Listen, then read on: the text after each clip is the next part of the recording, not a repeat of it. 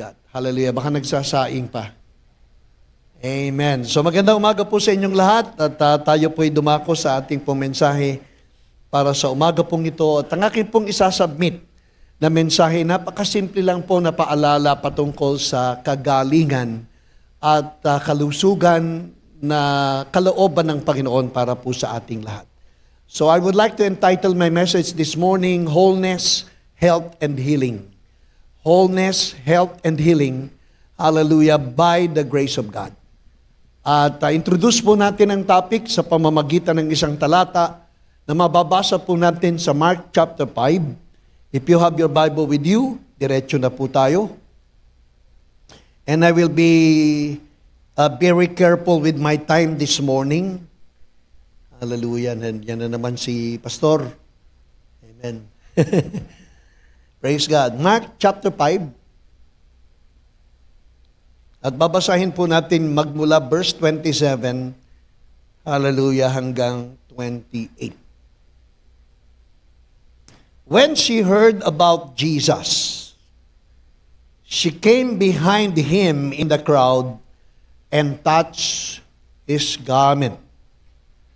For she said, "If only I may touch his clothes, I shall be made whole." I shall be whole. Hallelujah.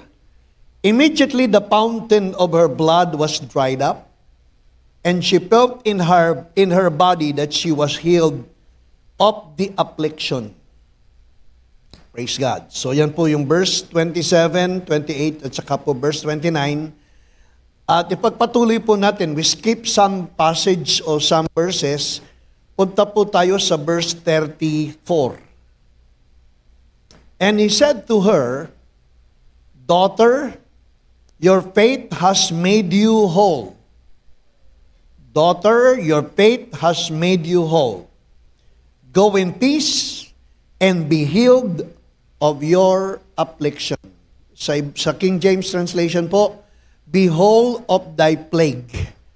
Praise God. So may the Lord add blessing upon the reading of His holy word today. At sa pamamagitan po ng talata na ating binasa, pag-usapan po natin ang mensahe ng ating Panginoon bago po tayo makibahagi sa ating banal na komunyon. Hallelujah. And giving you a backgrounder of the topic, ang kabanatang 5 ng Ebanghelyo ni San Marcos ay binubuo ng serye ng mga himala at kagalingan na ginawa ng ating Panginoon. Ito po ay sunod-sunod na pangyayari na ang Panginoon ay nagkaloob ng himala ng kagalingan. Kapag sisimulan po natin ang pagbasa ng Kabanatang 5, ito po yung panahon na ang Panginoon ay nag-utos sa kanyang mga alagad na sila ay tatawid sa kabilang ibayo. Pagkatapos pong magpakain ng ating Panginoon ng 5,000 kalalakihan, at mga babae at mga bata na ayon sa mga Bible scholars ay nasa 15 hanggang 20,000 katao ang pinakain ng ating Panginoon. At ito'y napakain niya sa pamamagitan lamang ng 5 tinapay at 2 isda. Kaya yung the feeding of the multitudes ang pamagat po ng kasaysayan. So nang maramdaman ng mga tao at makita nila ang himala na ginawa ng ating Panginoon, hindi man nila sinasabi sa Panginoon, pero nararamdaman at nalalaman ng Panginoon na balak ng mga tao na siya ay idambana bilang magiging hari ng Jerusalem o ng Israel. Nang madama ng Panginoon na may masamang balak ang mga tao na siya ay iuupo na maging hari, ang Panginoon inutusan ng kanyang mga alagad at sinabing, tayo'y sumakay sa bangka at tayo'y tumawid sa kabilang ibayo. Sapagkat hindi kalooban ng Diyos ang mga balak at panukala ng mga tao. Pagtawid nila sa kabilang ibayo, sinalubong kaagad siya ng isang lalaking inaalihan ng masamang espiritu. At ang lalaking ito, kung ano-ano pinagsasasabi sa ating Panginoon, At ang Panginoon, pinalayas ang masamang espiritu, actually legion. So mga ilang libong demonic spirits ang pinaalis ng Panginoon doon sa lalaking inaalihan at ipinalipat ng Panginoon ang masasamang espiritu doon sa mga baboy. Ano pat ang mga baboy ay parang naging nagwala at sila po'y tumalon sa bangin at sa karagatan at nangalunod yung mga baboy. Pagkatapos ang Panginoon tumawid uli ng kabilang ibayo at sa pagtawid niya ay maraming mga sumunod sa kanya na nais na makatikim at makakita ng himala ng kagalingan. At pagkatapos sinalubong naman siya ng isang ruler na ang pangalan na si Jairo o si Jairo. At si Jairus being a ruler ay nakiusap sa Panginoong Hesus na ang kanyang anak na dalaga ay kanyang pagalingin. Kaya ang sabi ng ruler ay naghihingalo at kailangan ng kagalingan. So, ang Panginoon ay hindi nagdalawang isip at siya ay nagsabing, samahan, tayo'y pumaroon sa inyong bahay at ipagpe-pray yung kanyang anak na dalaga. Along the way, habang sila'y naglalakad, maraming mga tao ang sumunod sa ating Panginoon sa kasaysayan at merong isang babaeng inaagasan ng dugo sa loob ng 12 taon na. At sa kasaysayan, kung saan-saan nagpunta ang babaeng inaagasan ng dugo, hindi ko alam kung anong klase ng sakit yun, pero ang sabi po ay plague o salot. Ang sabi naman ng ibang talata ay affliction. So isang malalang kalagayan. At kung kangi-kangino nagpunta ang babae para magpatingin, nagpunta sa mga manggagamot, nagpunta sa mga dalubhasa, hanggang sa halos maubos na ang kayamanan ng babae, pero hindi siya gumaling. Hindi siya nakasumpong ng kagalingan. Nang marinig niyang ang Panginoong Hesus ay dumating. Ang sabi po, when he heard of Jesus. Nang marinig niya ang ating Panginoong Hesus. Ang babaeng ito'y nagsabi sa kanyang sarili, mahipo ko lamang ang laylayan ng kanyang damit. Ako ay gagaling na. If I may touch the hem of his garment, I shall be made whole. So yan ang naging paninindigan at pananampalataya ng babae. At alam ko na ang kanyang pananalig at pananampalataya sa Panginoon ay umusbong sa pamamagitan ng kanyang mga naririnig patungkol sa Panginoong Hesus. Alam na alam po natin sa Romans chapter 10 verse 17, faith cometh by hearing, and hearing by the word concerning Jesus Christ. So ang sabi po dun sa Mark chapter 5:27, nang marinig niya ang Panginoong Jesus. Tingnan natin yon sa Mark 5, ang sabi po, and straightway 27. Ang sabi, when she heard of Jesus. So nang marinig niya ang Panginoong Hesus at ang mga bagay patungkol sa Panginoong Hesus, umusbong ang tunay na pananampalataya. Kaya po malinaw mga kapatid na ang pananampalataya ay dumarating sa pakikinig. At pakikinig lamang.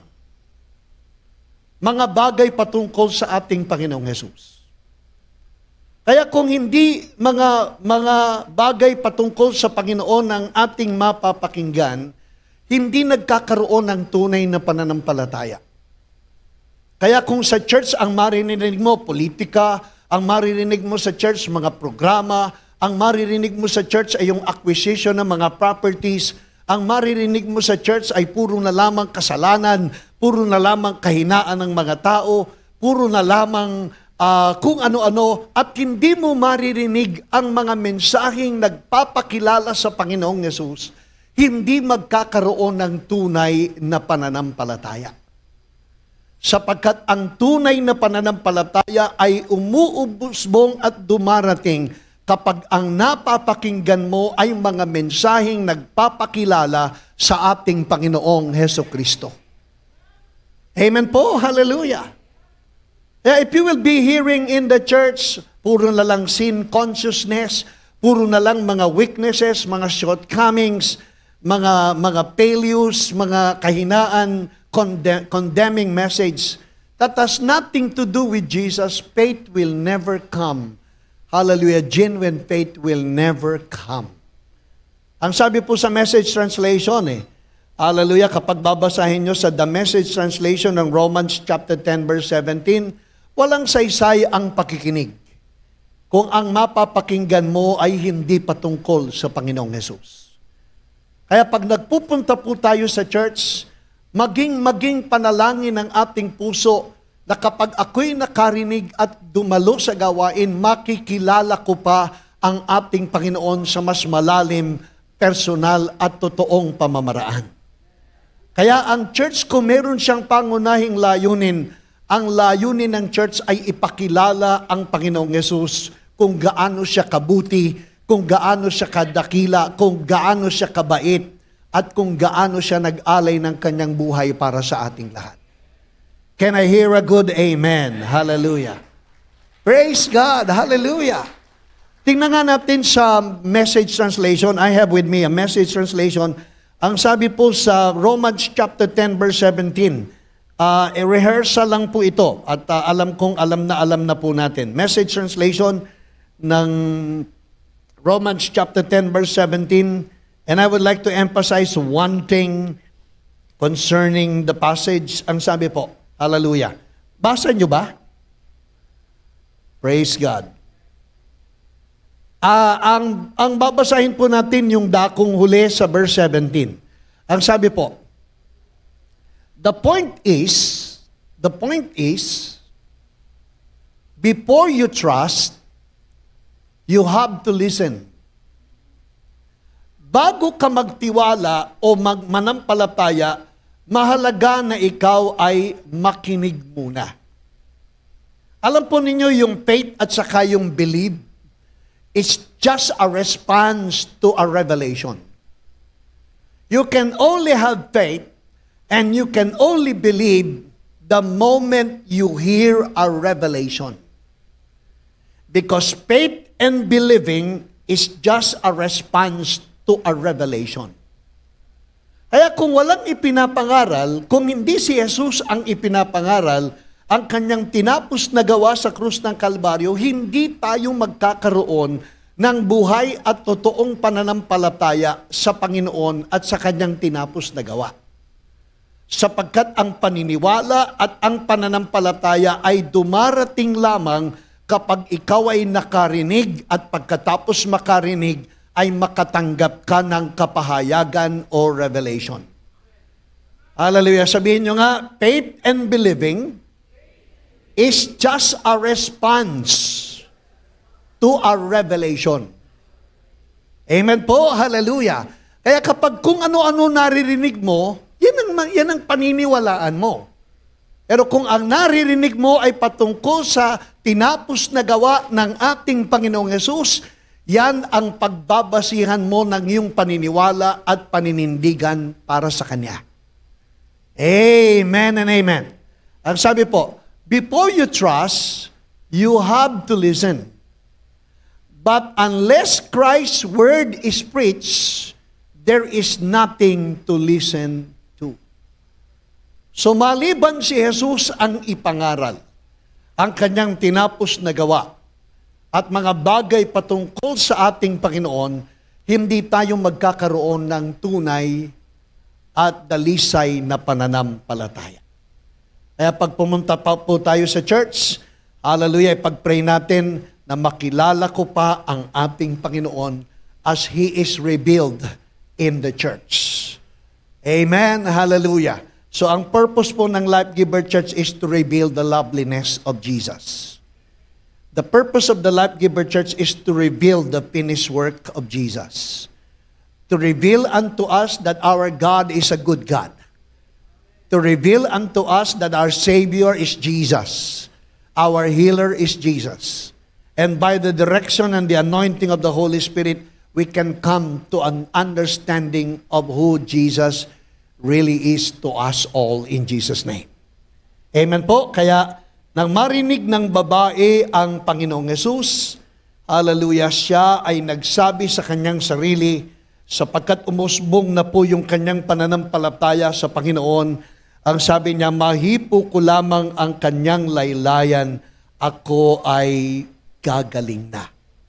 I shall be made whole. Praise God. So pag-usapan po natin yung salitang whole or wholeness.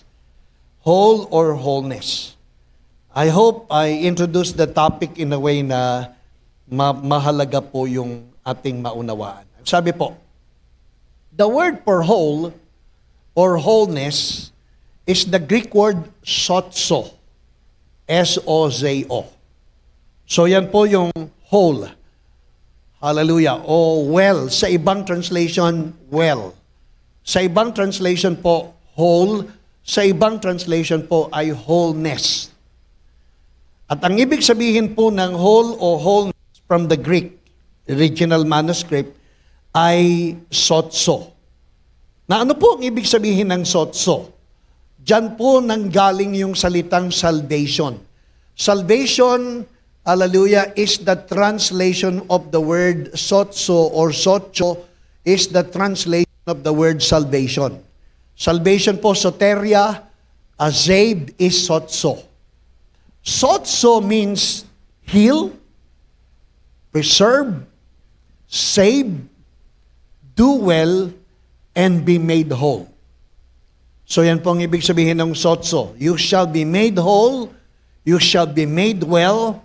Ang ibig sabihin po, tayo ay kanyang paggagalingin. Tayo ay kanyang ililigtas. Tayo ay kanyang iingatan. Tayo ay kanyang tatangkilikin at tutulungan. Yan po yung ibig sabihin ng we shall be made whole. Hallelujah. Na kapag tinignan natin sa ibang, ilalaliman natin ng konti yung kahulugan ng sozo, tinignan ko po sa Thayer's Bible Dictionary, Thayer's definition, ang sabi po dun sa salitang sozo is to save, iligtas. To keep safe, pag-ingatan, o, hallelujah, to be made sound. Praise God. To rescue from danger or destruction. To save a suffering one from disease. To make well. To heal. And to restore to health. So pag ikaw ay pinapaging whole, ang kasunod po nito ay healing, pagkatapos po nito health. Kaya ang kalooban ng Panginoon hindi lamang kagalingan, kung hindi, hallelujah, hindi lang ganap na kagalingan, kung hindi kalusugan. So He wants every one of us to be made whole, to be made healed, and to be made healthy. So yan po yung ibig sabihin ng to save. To make well, hallelujah, to heal, restore to health. Sa ibang definition po, to preserve one who is in danger of destruction. To save or to rescue and to deliver from the penalties of judgment. So pag sinabing ikaw ay inililigtas, ang ibig sabihin ng kaligtasan ay all-encompassing package of benefits. All-encompassing package of blessings. Kaya pag sinabing ikaw ay ligtas na, hindi lang ibig sabihin ikaw ay malaya na sa kapahamakan ng impyerno at ikaw ay pupunta na ng langit. Pag sinabing ikaw ay may kaligtasan na, ito'y nangangahulugan ng lahat ng mabubuting kaloob at plano ng Panginoon ay nais niyang maranasan natin habang tayo'y nabubuhay pa dito sa lupa at tinihintay ang pagbabalik ng ating Panginoon. Kaya ang salvation po ay nasa atin na. Ang kaligtasan ay nasa sayo na.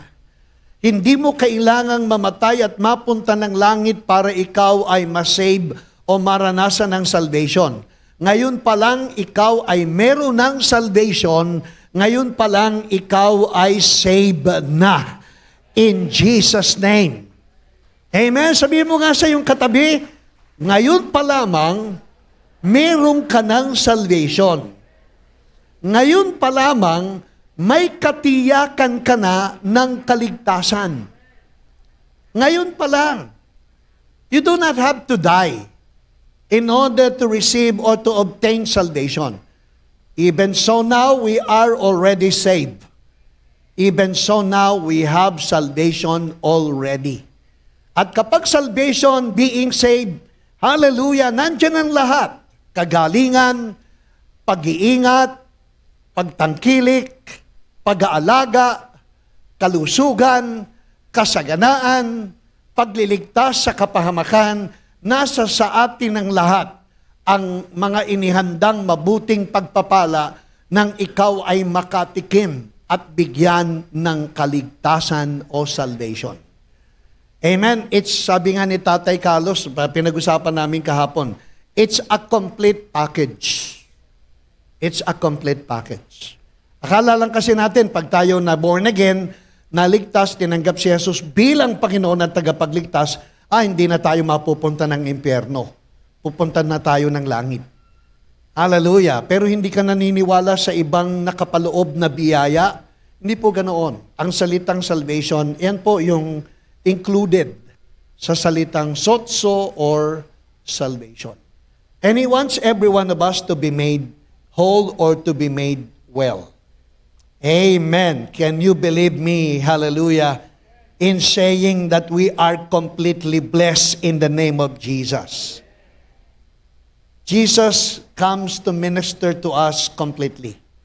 So ang gusto ng Panginoon, hindi ka lamang pagpalain ng kagalingan, kung hindi pagpalain ng masaganang pamumuhay.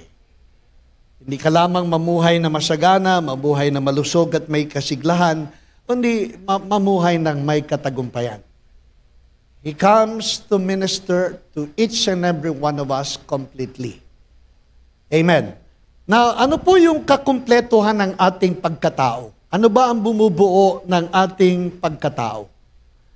Hallelujah. Maraming naniniwala na ang tao daw ay psychosomatic being lamang. Many people believe that we are just a psychosomatic being. Psychosomatic, ibig sabihin, dalawang salita na pinagsama, it is a compound of psycho and soma. At ang ibig sabihin po, meron po akong outline na yun, psychosoma. Psycho is our mind, soul, and soma is our body. So maraming naniniwala, kahit mga theologian, kahit mga Bible scholars, kahit mga dalubhasa, naniniwala na tayo bilang tao, dalawa lang ang ating dalawang parte lang tayo. At ang dalawang parte ng pagkatao ay psycho at saka soma. Kaya ang tawag sa atin ay psychosomatic being. The word psychosomatic is a combination of two Greek words, suke, which means soul, and soma, which means body. So tayo daw ay katawan at kaluluwa lang. At maraming naniniwala na yan talaga ang tao, kaluluwa at katawan lang. Kaya dichotomous lang ang tao, dichotomy ng kaluluwa at katawan. Pero malinaw po sa Biblia na ang tao, lalo na ang mga mananampalataya, ay may tatlong parte. Tayo po ay tripartite being. And bilang being at tripartite being, we have three parts. Meron tayong tatlong parte. Tingnan natin sa Bible kung ano yung tatlong parte ng isang pagkatao. 1 Thessalonians 5:23, ang sabi po, hallelujah, 1 Thessalonians 5:23, so ito ang bumubuo ng ating pagkatao. Now may the God of peace Himself sanctify you completely. So ang kalooban ng Panginoon, meron tayong complete sanctification. At ang complete sanctification ay sa tatlong parte ng ating pagkatao. Apo, and may your whole spirit, soul, and body be preserved blameless at the coming of our Lord Jesus Christ. He who calls you is faithful, who also will do it. So malinaw sa talata po na ating binasa na ikaw at ako ay may tatlong pagparte ng pagkatao. Ikaw ay espiritu, may kaluluwa, at may pisikal na katawan. At yan ang bumubuo sa isang born again na tao. Sabi mo nga sa iyong katabi, meron kang espiritu. Meron kang kaluluwa na nakatira sa iyong pisikal na katawan. Kaya, hallelujah. Amen. Para tayong itlog. May pula na nabasag.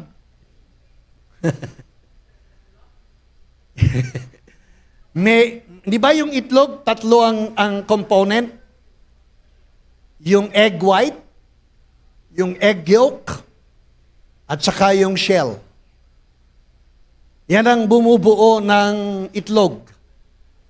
Pula, puti, at yung shell. At yan po tayo. Meron tayong pula, meron tayong puti, baka lang basag yung pula, hallelujah. Amen? At meron tayong shell. So yan ang component ng isang tao. At ang kalooban ng Panginoon, yung tatlong component ay kanyang pagpalain. Hindi lang tayo pinagpala espiritual. Meron din tayong kaluluwa na gusto niyang pagpalain at meron tayong pisikal na katawan na gusto niyang pagalingin. Na gusto niyang bigyan ng kalusugan. Kaya ang sabi po, ang Diyos ng kapayapaan nawa, ang siyang kumumpleto sa bawat isa sa atin. Espiritu, kaluluwa, at katawan. Malimit na pagkakamalian ang espiritu ay ang kaluluwa. Sapagkat napakaliit ng diferensya ng espiritu at kaluluwa. Sabi nga ng mga dalubhasa, ang pagkakaiba ng espiritu at kaluluwa ay kasing nipis ng buhok. A hairline difference between your soul and your spirit. Kaya kung hindi natin rightly divide yung spirit, soul, and body, hallelujah, kahit yung mga born again, hindi nila alam kung ano ang na-born again sa atin.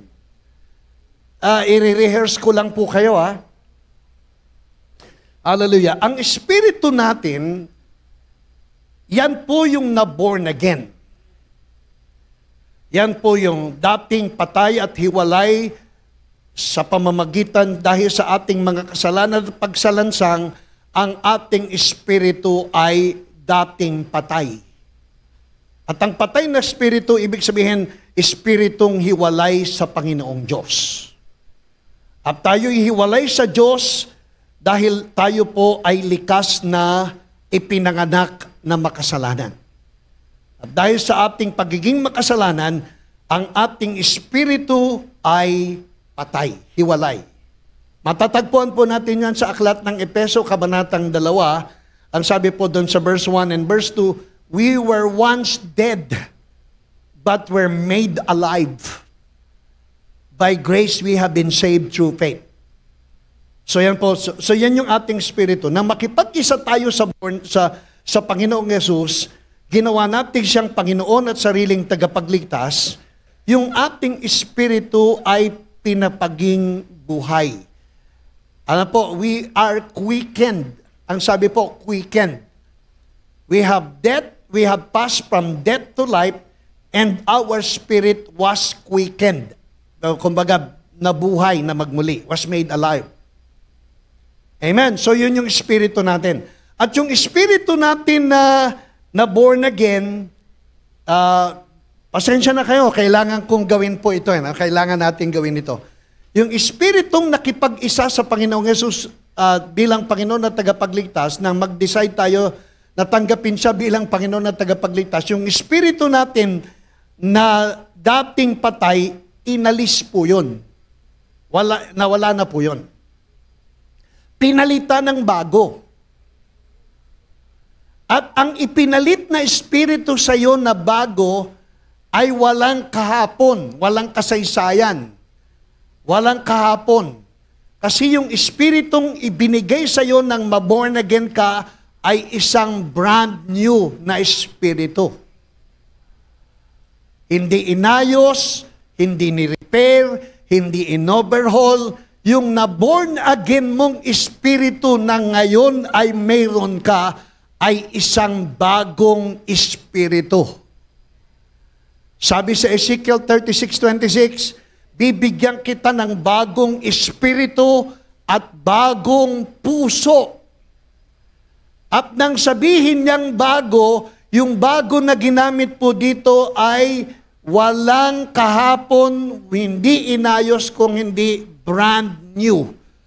Kumbaga, hallelujah, in-unbox, nakalagay pa sa plastic, nakaselyo pa, in-unbox, pagkatapos ng ilabas yung bagong cellphone, bagong-bago, hindi pa nagagamit kahit kailan, walang kasaysayan, walang yesterday, hallelujah, sapagkat siya ay bagong-bagong nilalang. Ang sabi po, ang sinumang nakipag-isa kay Kristo ay isa ng bagong nilalang. Hallelujah. At yan po ay ibinigay sa atin. Binigay sa atin ng kilalanin at tanggapin natin siya bilang Panginoon at tagapagligtas. So yan po yung na-born again. Yan yung na-born again. Isa ng bagong nilalang. At yung na-born again na bagong nilalang, kamukhang-kamukha ng ating Panginoong Hesus. Hallelujah. Ang kaisipan ni Jesus, nandun sa na-born again mong spirito, yung pananampalataya ni Jesus, nandun, yung pag-ibig ng Diyos, diniposito doon, yung kapangyarihan ng Diyos, nandoon, yung lahat ng bunga ng Espiritu Santo, nandoon sa na-born again mong spirito. Kaya nang ikaw ay ma-born again, binigyan ng bagong espiritu, kasama doon lahat ang mga katangian, kalikasan ng ating Panginoong Hesukristo. Lahat ng kakailanganin mo sa buhay na ito, sa buhay na espiritual, at sa buhay na darating, idiniposito na ng Panginoon sa iyong na-born again na espiritu. I hope you can follow me. Amen. Sabi mo nga sa iyong katabi, kaya ikaw ay meron ng bagong espiritu. Ikaw ay bago ng nilalang. Ang mga dati ay wala na. So yung sinasabing 2 Corinthians 5:17, hindi sa kaluluwa yun. Yung 2 Corinthians 5:17, hindi sa physical body natin. Yung 2 Corinthians na new creation, if any man be in Christ is a new creation, yun ang iyong bagong espiritu. Sabihin mo nga, bagong puso, bagong espiritu. At yan ang meron ka ngayong umaga. Amen. Kaya yung mga dati, wala na. Espiritu mo yan. Yung kaloob-looban ng iyong pagkatao, yan yung na-born again mong espiritu. Alam, yung espiritu mong na-born again, hindi yan yung kaluluwa. Yung kaluluwa, yan yung pangalawang parte ng iyong pagkatao, at yung kaluluwa mo, ang tawag minsan ay konsensya. Yung kaluluwa mo, hallelujah, na ikaw mismo, ay ang iyong isip, damdamin, at pagpapasya. Hallelujah. Ang kaluluwa ay ang isipang nag-iisip, damdaming nagdaramdam, at kaloobang nagdidesisyon. Yan ang iyong kaluluwa. At ang kaluluwa mo, hindi na born again. Amen?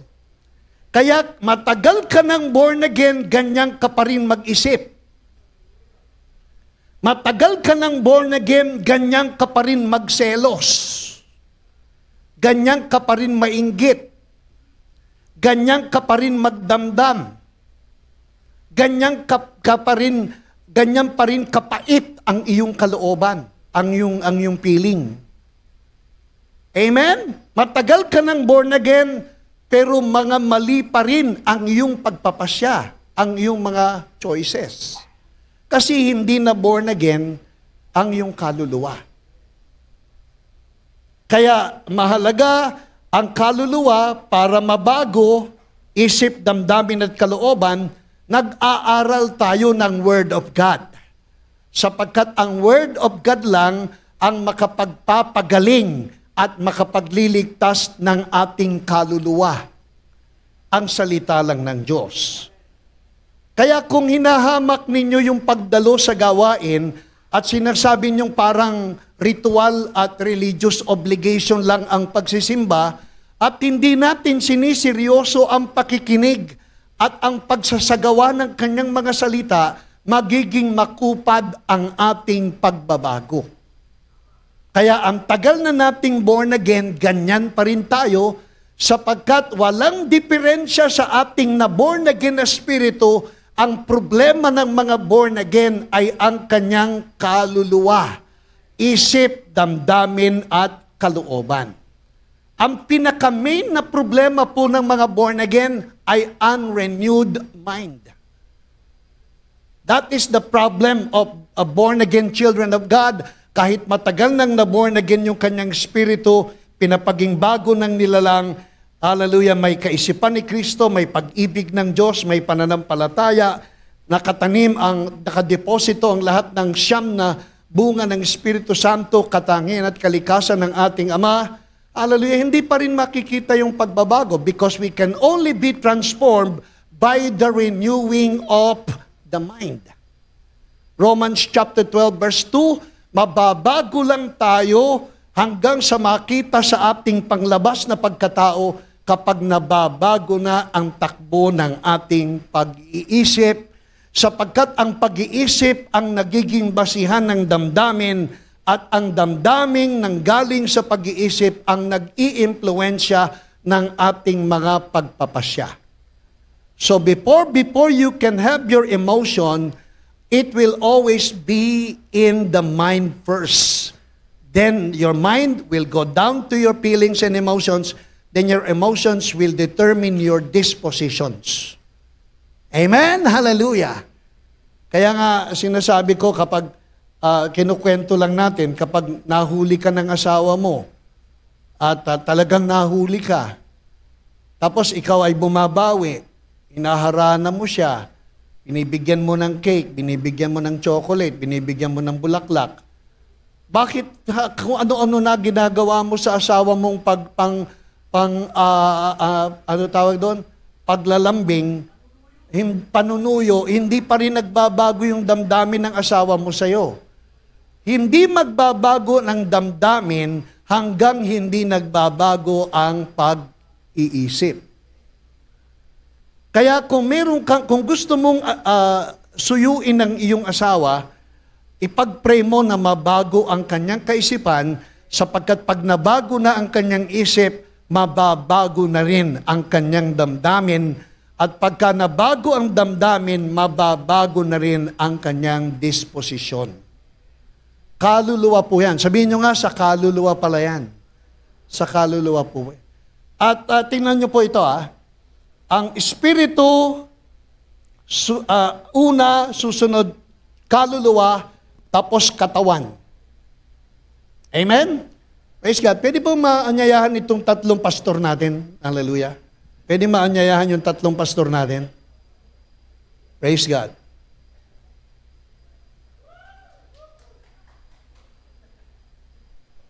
Amen. Pastor Ali, Pastor Leo, hallelujah. Sino daw si ano? Si Bongo, si Bogong. So si Kuya Ali ang espiritu. Si Kuya Leo ang kaluluwa. Tapos si Kuya Lito ang katawan. Ito ang bumubuo ng pagkatao. Amen? Bago makarating ang kalooban ng naborn again na spirito sa katawan, dadaan siya sa kaluluwa. Ang may-ari ng spirito ang ating Panginoon. Wala ka nang gagalawin dyan. Kasi ang espiritu mo, may naturalesa na ang hinahangad ay ang kalooban ng ating Ama.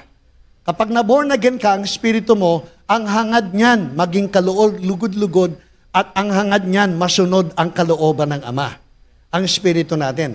So wala na tayong gagalawin dun sa espiritu nating na-born again kasi ang espiritu nating na-born again sadyang nagpapasakop sa kalooban at kaluguran ng ating Ama. Na, ang kaluluwa, ito ang pag-aari natin. Hindi ito kontrolado ng Diyos. Ang kaluluwa, ikaw ang may control. Sino may control ng iyong pag-iisip? Ikaw. Sino may control ng iyong damdamin? Ikaw. Sino may control ng iyong mga pipiliin? Ikaw. Hindi pinakikialaman ng Diyos ang iyong kaluluwa. Sapagkat ang Diyos, ang Diyos ay ang siya ng Panginoon ng iyong spirito. So wala nang problema dito. Para may maganap sa katawan, ang kaluluwa magpapailalim, magpapakumbaba, at makikiisa sa kalooban ng espiritong na born again. Kapag nag-high five ang espiritu, nakipag-high five ang kaluluwa, ibig sabihin, ang kalooban ng espiritu at ng Panginoon ang gustong gawin ng kaluluwa, at kapag nasunod ang gusto ng Panginoon sa pagpapasakop ng kaluluwa, walang magagawa ang katawan kung hindi sundin ang gusto ng ating Panginoon sapagkat nagpasakop ang ating kaluluwa. Hanggang hindi nag-high five at nag-a-align at nag-a-agree ang soul sa ating na-born again na spirito, walang magagawa ang katawan. Sapagkat ang katawan ay umaasa lang sa gusto ng espiritu o di kaya ng laman. Sunod-sunod lang ang katawan sa gusto ng kaluluwa o sa gusto ng espiritu. Ang gusto ng laman ayaw ng espiritu. Ang gusto ng espiritu ayaw ng laman. Galatia 5, magkaaway ang kalooban ng kaluluwa sa kalooban ng espiritu. Na para mangyari ang kalooban ng Panginoon at makita sa katawan, ang kaluluwa ay susunod at magpapabago sa kagustuhan ng na-born again na espiritu. Kaya hanggang matigas ang ulo ng kaluluwa, ayaw magpabago ng isip, ayaw magpabago ng damdamin, at pinipilit ang kanyang sariling kalooban, magiging makupad ang pagbabagong ipakikita ng katawan. Kaya ang tagal mo ng born again, ganyan ka pa rin kagandang lalaki. Amen?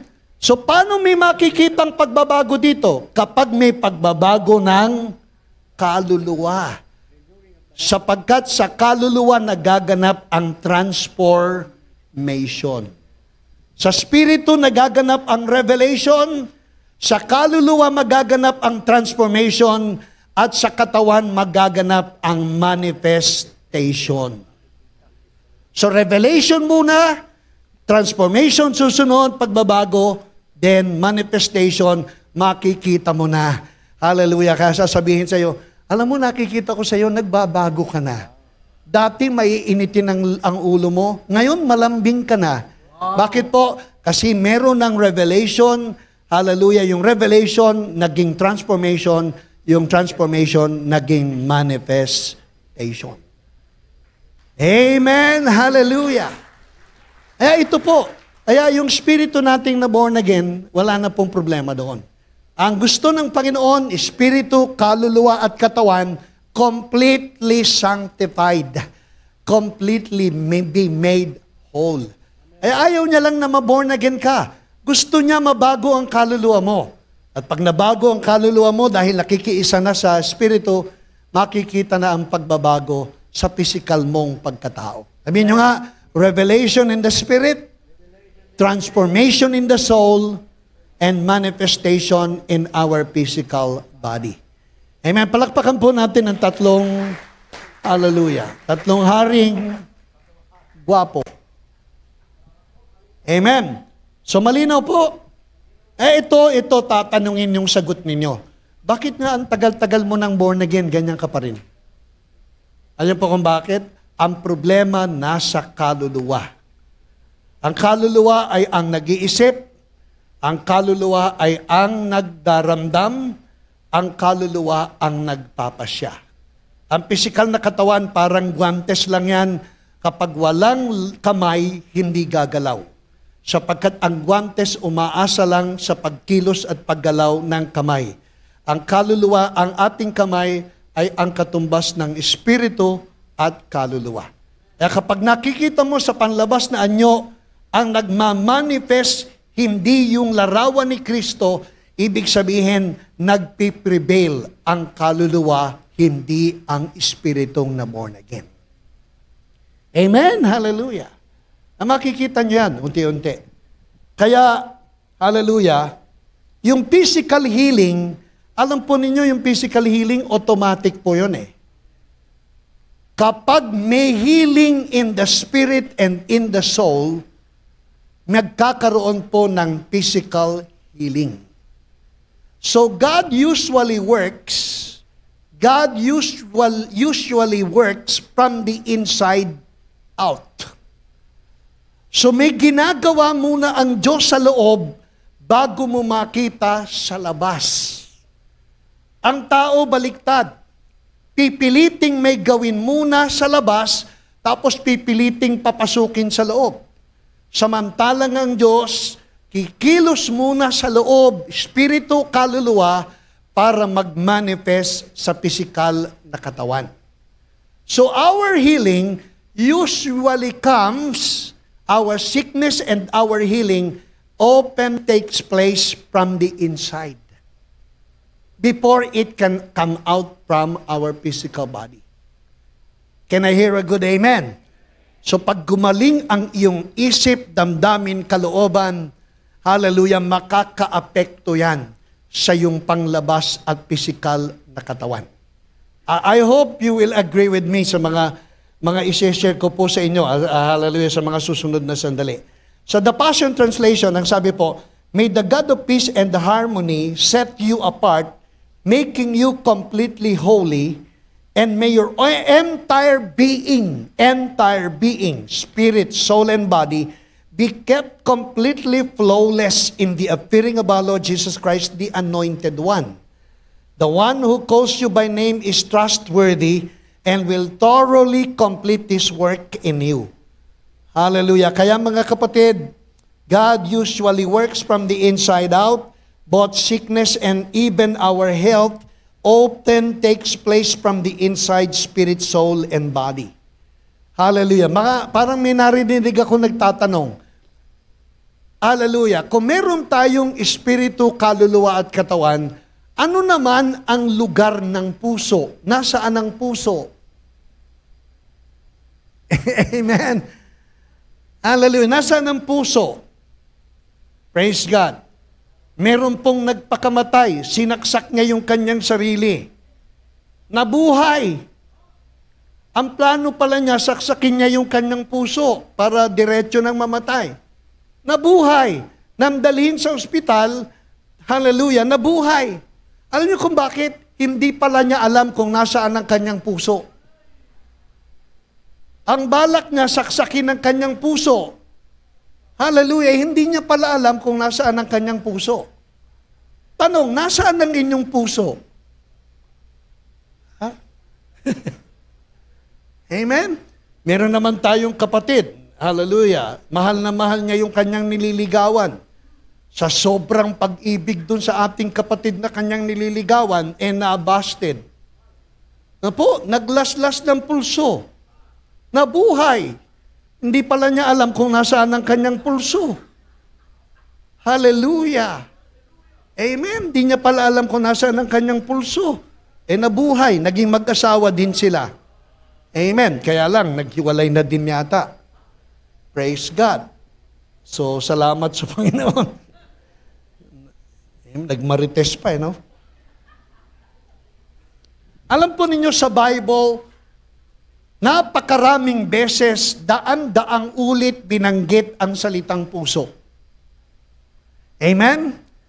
At sa Diyos, mahalaga ang puso. Amen? At hindi dalawa ang puso. Sana dalawa ang puso ko. Isa lang ang puso. Amen? Praise God. Maaaring may puso ng saging. Sabi nga, buti pa saging may puso. Ikaw walang puso. May puso ka naman, pusong bato pa. Hallelujah. So, ang puso na binabanggit sa Biblia, ilang beses inulit, napakahalaga sa Panginoon ang salitang puso. Ang puso ay kung saan nakatira ang iyong espiritu at kaluluwa. Diyan nakatira ang espiritu at kaluluwa, sa puso. Kaya sa puso, kung dito nakatira ang espiritu at kaluluwa, ang puso ang storehouse ng isang tao, ng isang persona. Mula sa mabuting puso, lalabas ang mabuting puno at mabuting bunga. Mula sa masamang puso, lalabas ang masamang puno, ang masamang bunga. Tama po? Sa Lucas 6:45, magmula sa mabuting puso ay uusbong ang mabuting bunga. Magmula sa masamang puso, uusbong ang masamang bunga. So ang puso ay kung saan nagtatagpo ang espiritu at ang kaluluwa. The union of the spirit and soul happens in the heart. Amen? At ang salitang heart sa Hebrew ay lev, L-E-B. Ibig sabihin, the innermost central part of a person's being. Yan ang pinakasentro ng iyong pagkatao. The core of your very human being is the heart. Kumbaga, pag hiniwa ang mansanas, ang pinaka-puso ng mansanas ay yung may maliit na buto na siyang nakakabit na parang nakalawit na maliit na shoot. Ang tawag doon core. Yung core, C-O-R-E, is the central part, the innermost middle part of a person's being. Ang tawag dyan, puso. Yeah, the heart of the matter is the matter of the heart. Kaya sabi, the heart of the problem is the problem in the heart. Minsan, ang pusod ng problema ay ang problema sa puso. Kaya ang puso ang pinakasentro, lev. Now, sa Greek word, ang puso ay cardia. Cardia. At ito'y ginagamit na parang vital organ ng isang tao na kung saan nagpapump yung dugo. Kumbaga ito yung pumping station na kung saan dinidistribute ng mga ugat ang dugo. At yung dugo ay ipinapump sa ating heart. Ang tawag doon ay cardia. Kaya pag hindi na gumagana ang puso, meron tayong tinatawag na cardiac arrest. Hindi na nagpapump up, nagdidistribute ng dugo ang puso sa mga ugat. Ako po, nagpa-x-ray. Kada taon kasi nagpapa-x-ray ako eh. Hindi ko naman alam kung anong kaugnayan ng aking x-ray, ng aking ihi at ng aking dumi sa aming 8 pinto na pinauupahang apartment. Hallelujah, hindi po ako may-ari nun. Sa pangalan ko lang. So merong 8 pintong apartment po kami, 7 na lang, 7 dahil yung isa ay tinitirhan po ng aking kapatid. Taon-taon, para makakuha kami ng business permit, mag-e-x-ray ako. Taon-taon iihi ako. Taon-taon dudumi ako. Ang tanong ko palagi, anong kaugnayan ng dumi at ihi ko sa mga umuupa doon sa hallelujah? So taon-taon. Taon-taon naman maayos ang aking ihi, maayos ang aking dumi. Itong mga nakaraang x-ray ko, sabi, yung aking aorta, yung pinakamalaking ugat ay nababalutan ng calcium at ng fats. So I was recommended na mag-undergo ng ECG at saka po ng 2D echo. At hallelujah, yung 2D echo result ay very, very negative. Kaya salamat sa Panginoon. Ito lang isang linggo po yon. At praise God. Hallelujah, maayos yung aking puso. Ang sabi doon sa aking x-ray, hindi enlarge ang aking puso. Amen. So hindi malaki. Hindi lumalaki yung aking puso. Praise God. Kaya, syempre, natural reaction, mag-aalala ko na, praise God, baka balot na ng chicharong baboy yung aking malaking ugat. Hilig ko pa naman sa chicharong baboy. Lalo na yung bulaklak. Hallelujah. Amen. Parang pinapapak namin, parang kanin. Amen. Yung pala Amen. So, mag-undergo po ako ng corollary. Hallelujah. Ngayon susunod na linggo, magte-treadmill test daw ako. Tapos meron pang corollary test para daw matiyak na talagang ayaw maniwalang walang taba yung aking ugat. At pipiliting magkaroon ng taba yung aking ugat. Kaya mag-undergo na naman po ako ng 2 test, treadmill test, at saka po yung hallelujah, mapatunayan, di raw nakikita sa 2D echo yung nakabalot na taba dun sa yung malaking ugat. So, kailangan pa daw, praise God, hallelujah. Napakamura, mga kapatid. Praise God. Napakamura, hallelujah. Kulang na lang isang lamo yung kapitbahay mo. Napakamura. Salamat sa Panginoon, pero mabait ang Panginoon. We have to be well. We have to be made whole, hallelujah. So, salamat sa Panginoon. Puso. Ngayon, alam nyo na kung nasaan nakatirangin yung espiritu? Saan nakatirangin yung kaluluwa? Sa puso. At ang puso ang pinagmumulan ng mabuti at ng masama. Hallelujah. Mabuti kapag espiritu ng Panginoon ang naghari. Masama kapag laman at kaluluwa ang namamayani. Hallelujah. So yan po ang puso. Kaya ang Panginoon, para gumaling ang iyong pisikal na katawan, sinisimulan niyang pagalingin ang iyong puso. Ang iyong kaloob-loobang pagkatao. Pagka ang kaloob-loobang mong pagkatao, espiritu at kaluluwa ay malusog, makakaapekto ito sa iyong pisikal na pagkatao. Amen? Sino naniniwala dyan? Si Ma'am Emmy naniniwala dyan. Amen. At marami sa inyo, alam ko, naniniwala dito. Madalas na sakit natin, hindi pisikal. Ang kadalasang pinagmumulan ng karamdaman natin ay sobrang pag-iisip, takot at pag-aalala na nakakaapekto sa ating pisikal na katawan. Di mo ba napapansin pagka ninenervyos ka, dumi ka ng dumi?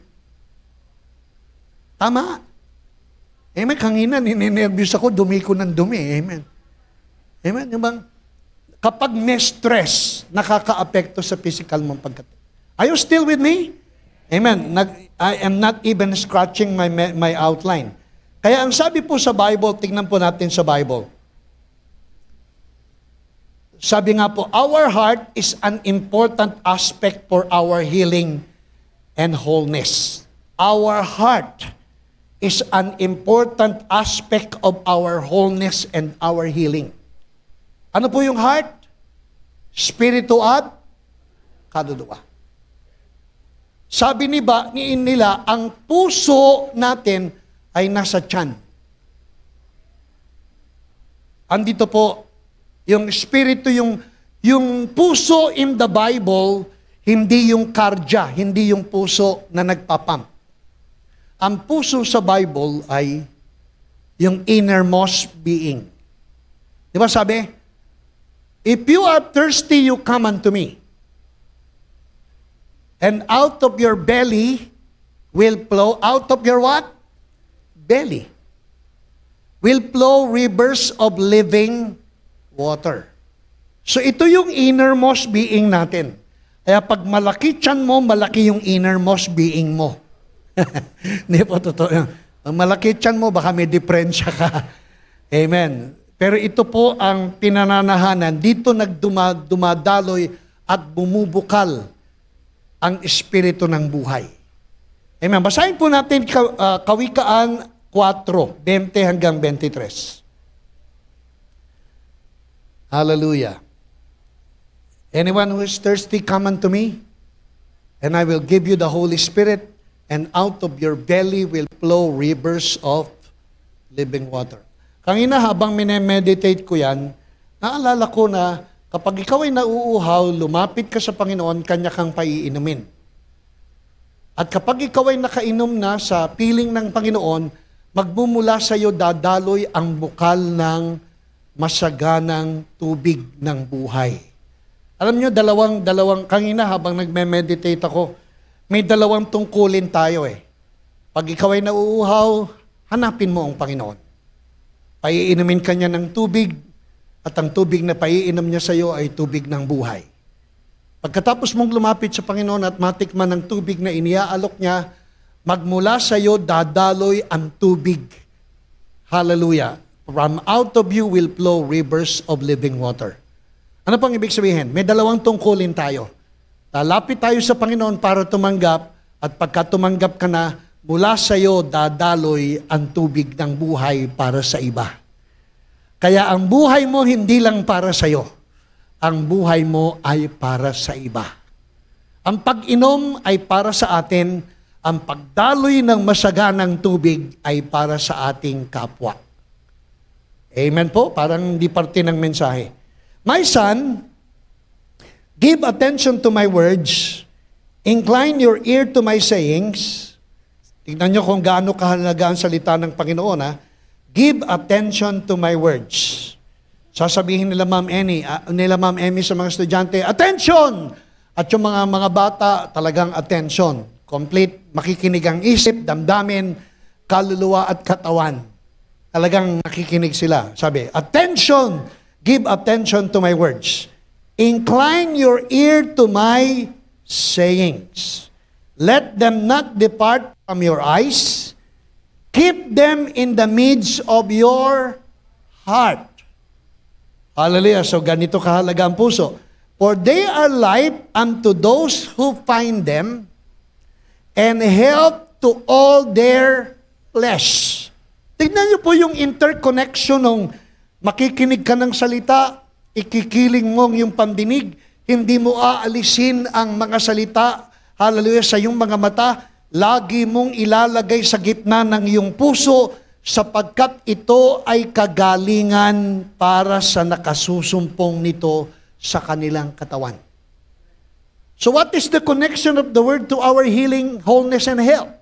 It is directly connected. Kaya ang sabi po, keep your heart with all diligence, for out of it springs the issues of life. Tinignan ko sa New Living Translation, pakibasa po natin, sabi sa New Living Translation, my child, pay attention to what I say. Listen carefully to my words. Don't lose sight of them. Let them penetrate deep into your heart. So yung Word of God, hallelujah, ilalagay mo sa kailaliman at kaibuturan ng iyong puso. Hindi makikinig, lalabas sa kabila at nawawala ng saysay. For they bring life to those who find them. So yung mga nakasusumpong ng kanyang salita, nakasusumpong ng buhay. Hallelujah. Hindi lamang buhay kung hindi kagalingan sa kanilang buong katawan. So may epekto po. Guard your heart above all else, for it determines what? The course of your life. So mahalaga ang ugali ng puso. Mahalaga ang kondisyon ng puso. Sapagkat kapag maayos, malusog at nasa kondisyon ng puso, ang puso ang nagdedetermina ng mga tatahaking landas sa kinabukasan. Nakakaapekto ang kalagayan, ugali at kondisyon ng puso sa tatahakin mong landas ng buhay. Hallelujah! Life is not a matter of chance. Destiny is not a matter of chance.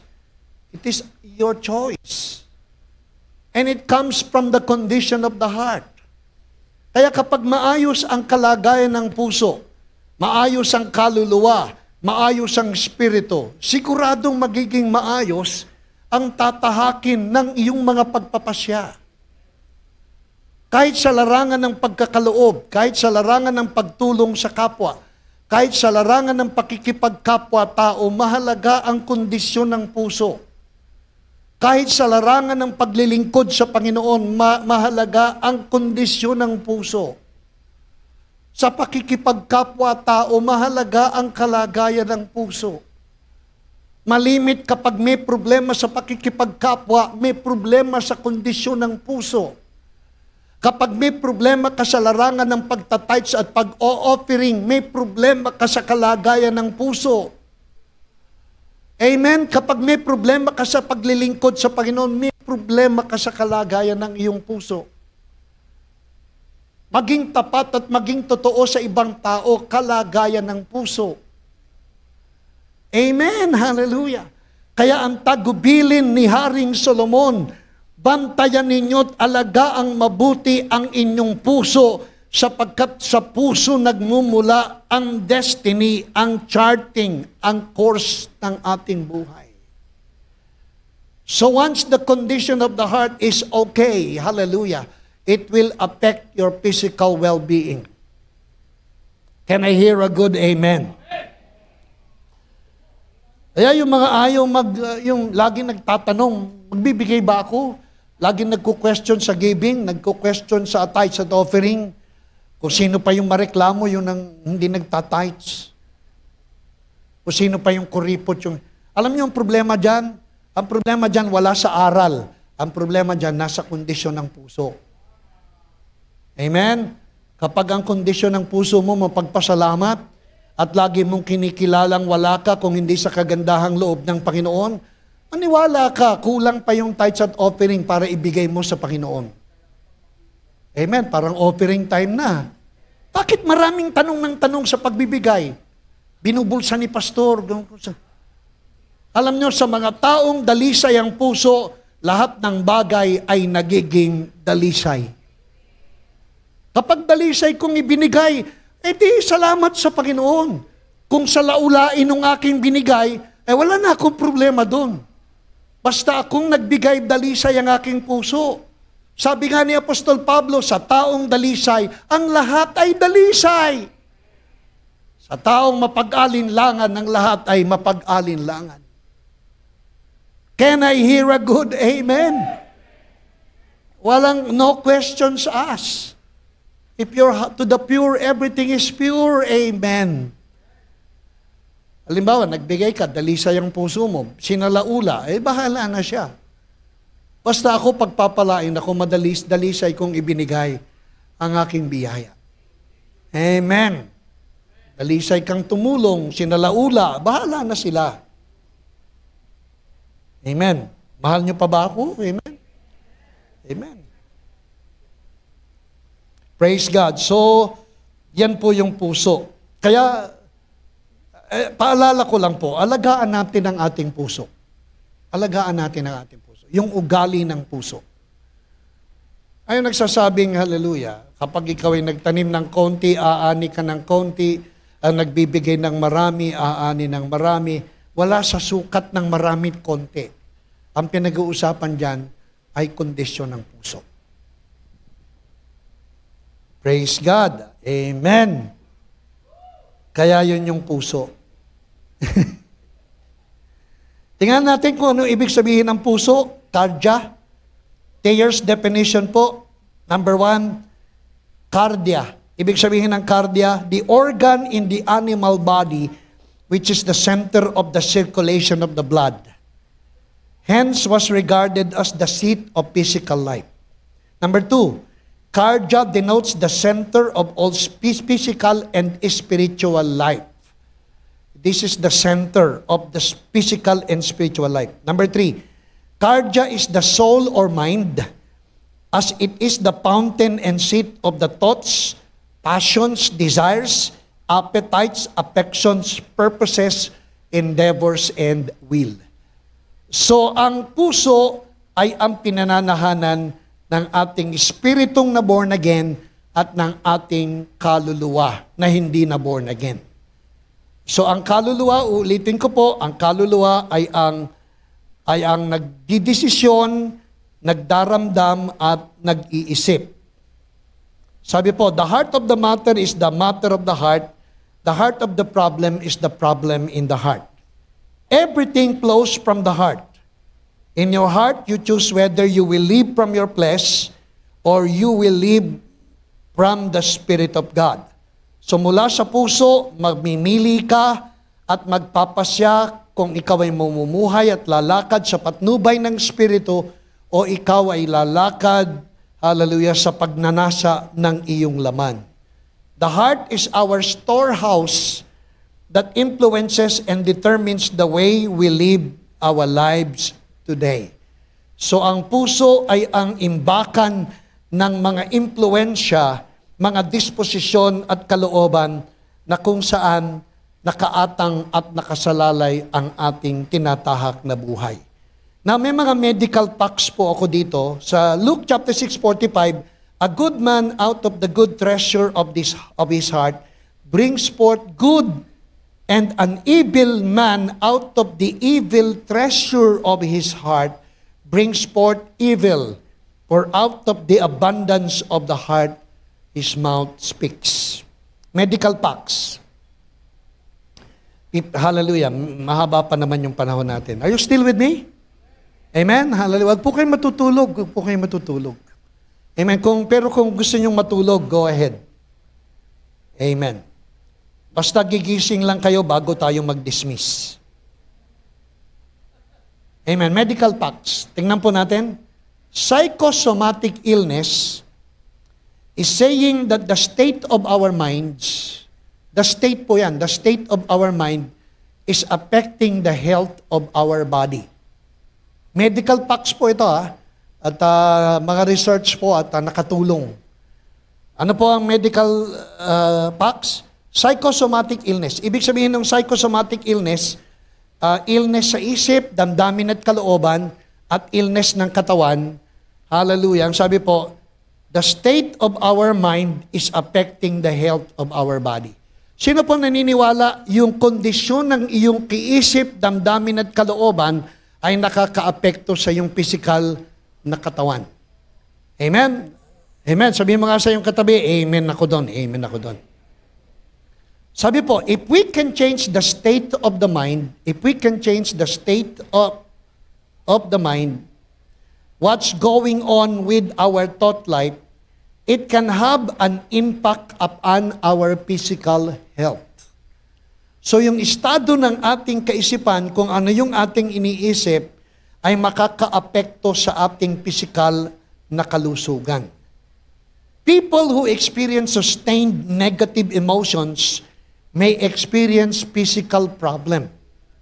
So yung mga tao na nakararanas ng negative emotions ay malimit na kararanas ng physical na problema. Amen. Totoo naman po yan. Prolonged periods of emotional tension can lead to hormonal hypersecretion, and if persisted, contact your doctor. If symptoms persist, and if persisted, result in sickness. So meron tinatawag na hormonal hypersecretion. Merong lumalabas na chemical sa iyong isip, hallelujah, na nagkokos ng problema. Get the right things in your heart and you will see some results physically in terms of health improvement. According to medical science, the human brains has the capacity to produce 3,000 to 3,500 chemicals. Ang tawag dun sa mga chemicals ay hormones at endorphins. Hallelujah. Wag niyo na pong masyadong problemahin ang inyong loob sa mga term. Amen? Sa mga term. Pupunta tayo dun sa medyo mas simplify at layman's term. Ang isang brain daw po, meron ba kayong brain? Amen. Sigurado may brain tayo, no? At ang sabi, ang brain daw ng lalaki mas mahal kaysa sa brain ng babae. Mas mahal daw ang brain ng babae kaysa sa brain ng lalaki. May eskaparate po kasi. Nakalagay yung presyo ng brain ng lalaki mas mahal kaysa sa brain ng babae. May tinanong yung doktor, yung nagtitinda, bakit mas mahal yung brain ng lalaki kaysa sa brain ng babae? Sabi nung nagtitinda, kasi po yung brain ng lalaki is lightly used. Yung brain ng babae ay laging used. Mga lalaki, will you agree with me with that? Kaya mahal ang utak ng lalaki, hindi nagagamit. Kesa sa utak ng babae. Alam niyo utak ng babae? Naghahanda pa lang ng breakfast, iniisip na yung tanghalian. Naghahanda pa lang ng tanghalian, pinoproblema na yung hapunan. Apo, matutulog na lang, pinoproblema yung iluluto sa agahan. At yan na nagiging cycle.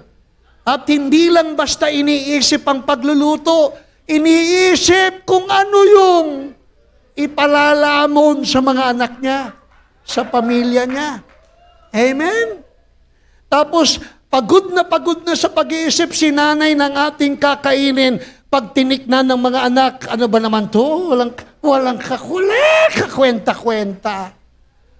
Magdaramdam ang loob ni nanay, pupunta sa isang sulok at sinusuntok ang dibdib. Ano ba naman itong mga anak ko? Ano ba naman itong asawa ko? Apo, ginagawa kaming magician. 500 ang ibinigay. 1,000 pisong ulam ang hinahanap. Kaya mga nanay, mga magician yan eh. Yung 500 piso nagiging 1,000. Amen? Kasi napagdudugtong-dugtong niya yung binigay mong 500, nagagawa niyang 1,000 ang pagkain ninyo. Kasi ang mga nanay, mga magician. Amen, mga nanay? Amen. Kaya naman tayong mga asawa at mga anak, naku, matuto naman kayong magpasalamat sa mga nanay niyo. Na hirap mag-isip, gamit na gamit ang utak. Yung mga lalaki naman, walang kautak-utak. Hallelujah. At tinatanong pa kung nasaan yung 500, 1,000 na nga yung napamili. Hahanapan pa ng listahan, magkano yung sibuyas. Amen. Ang tawag po doon, 3,000 to 3,500 na chemicals. Ang tawag ay mga hormones at endorphins. Na ano yung endorphins? Endorphins, pag pumunta kayo sa Manila Ocean Park, ang daming endorphins. Adolphins pa yan. Endorphins.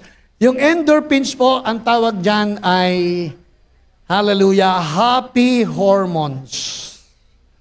Happy hormones. Amen. Sino po dito may happy hormones? Amen. Praise God. Some of the hormones na pinoproduce can produce healing in the body, and some hormones can deteriorate the body. Kaya pinoproduce natin na 3,000 to 3,500 hormones, merong nagko-contribute sa ating healing, may nagko-contribute ng ating sakit. Pag marami kang endorphins, happy hormones, mas malamang na ikaw ay may malusog na hormone. Amen. Masaya. Praise God. Kaya naniniwala ba kayo na may epekto sa kalusugan ang taong masasayahin. Kapag ikaw ay masagana sa happy hormones, hallelujah, ayaw mo na ikaw ay nalulungkot. Amen. Gusto mo masaya ka. Kaya ako natutuwa doon sa maraming joke, katulad ni Kuya Romy at saka ni Kuya Sam. Hallelujah. Kada Sabado, pagka excited na ako mag-men's fellowship, kasi excited na ako makarinig ng mga joke. At kapag nagjo-joke na, hagal pa kasi Tatay Carlos, maniwala kayo, nahuhulog sa upuan yan. Sa sobrang saya. Kaya 85 anyos niya, titignan nyo, parang 86 pa lang. Amen, parang Tatay, mag-86. Kasi masasayahin po. Pagka nagkikita-kita kami, ako po, dami kong joke. Hallelujah. Masasayahin po eh. Marami kaming happy hormones. Alam niyo ba si Jesus ay maraming happy hormones? Sapagkat si Jesus po ang pinakamasayang taong nabuhay sa balat ng lupa. Kahit sa National Geographic search, kahit sa Bible, Jesus was the happiest person that lives on earth. Siya ang pinakamasayang tao. Si Jesus po may sense of humor. Kaso tinuruan tayo ng relihiyon na kapag ikaw ay sobrang saya, masama. Kapag kung humagal pa ka para kang wild na oso, masama. Kapag lagi kang masaya, ang mga relihiyoso daw mga banal. Ang mga relihiyoso daw mga maamo. Ang mga relihiyoso mga malumanay kumilos. Kaya yung sinakulo, sino dito nakakapanood ng sinakulo? Paglalabas si Maria at si Jose, mga anak, mga apo, pamangkin ko, ganun, di ba? Tapos lalabas yung, tampalasan kayo! O, mga Hudyo na yun. Mga religious yun. Yung mga religious, saan mga apo, mga anak, ganun pa yun.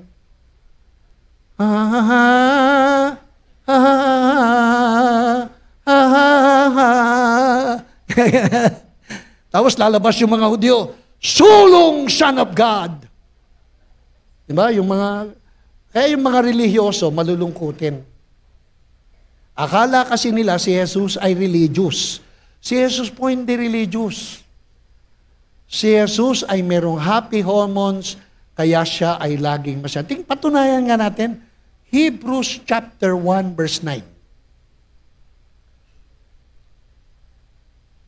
Tingnan po nyo, si Jesus, He loves righteousness.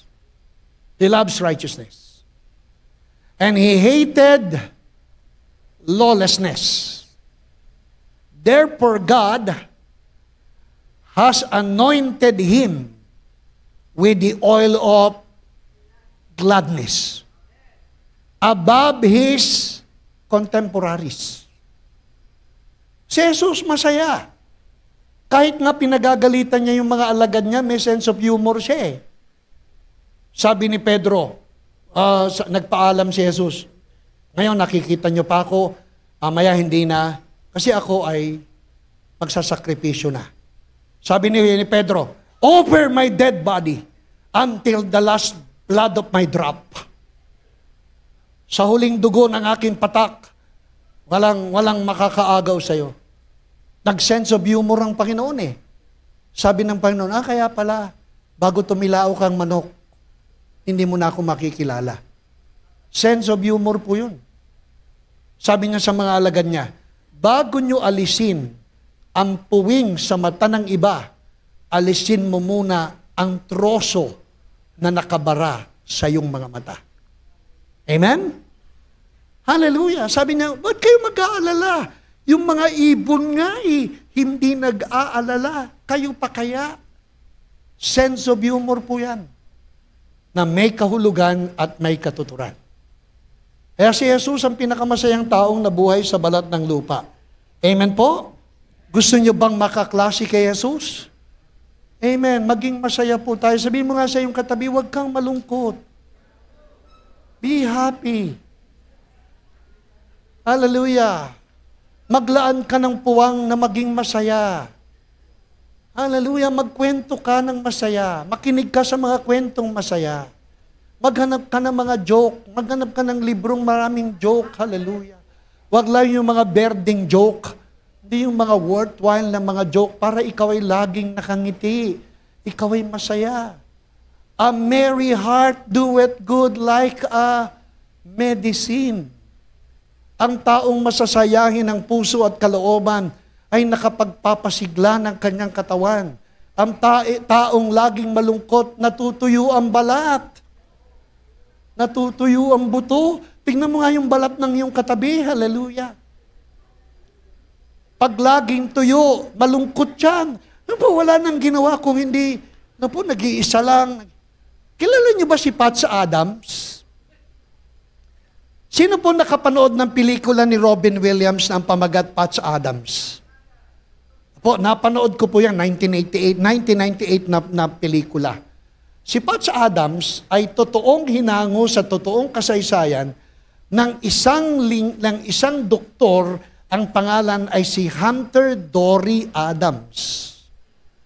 At si Patch Adams bilang doktor, social activist, comedian, at saka writer and author, napansin niya na karamihan sa mga pasyenteng ginagamot nila sa mga hospital ay malulungkutin. Kaya ang ginawa ni Patch Adams, naglagay siya ng pulang bola sa kanyang ilong, nagsuot siya ng clown, at yung mga ginagamot niyang mga pasyente, pinatatawa niya, pinasisigla niya. At napatunayan niya na maraming sakit ang mga tao ay hindi lamang pisikal kung hindi may kaugnayan sa kaluluwa at sa kanilang spirito. Pag ginamot mo yung kanyang kaisipan, nagamot yung kanyang kalooban, at napaginhawa yung kanyang disposisyon, giginhawa na rin yung kanyang pangangatawan. Kaya mga kapatid, hallelujah, maging masaya lang tayo. Maglagay kayo ng puwang na tumawa minsan. Manood kayo ng katatawanan. Amen? Praise God. Alis kayo dun sa 4 na sulok ng inyong kwarto.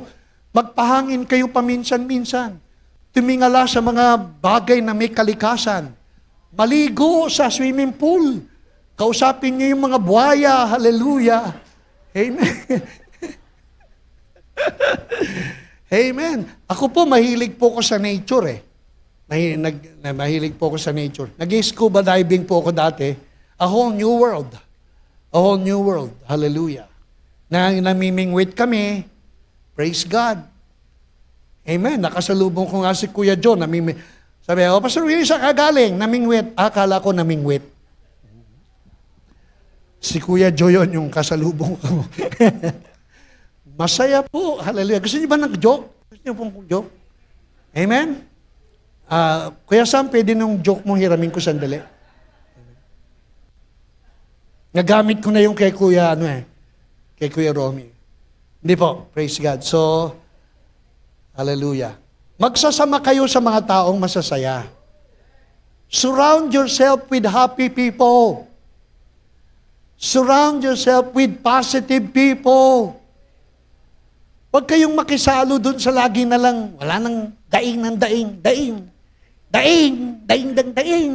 Ano ulam nyo? Daing. Puro daing.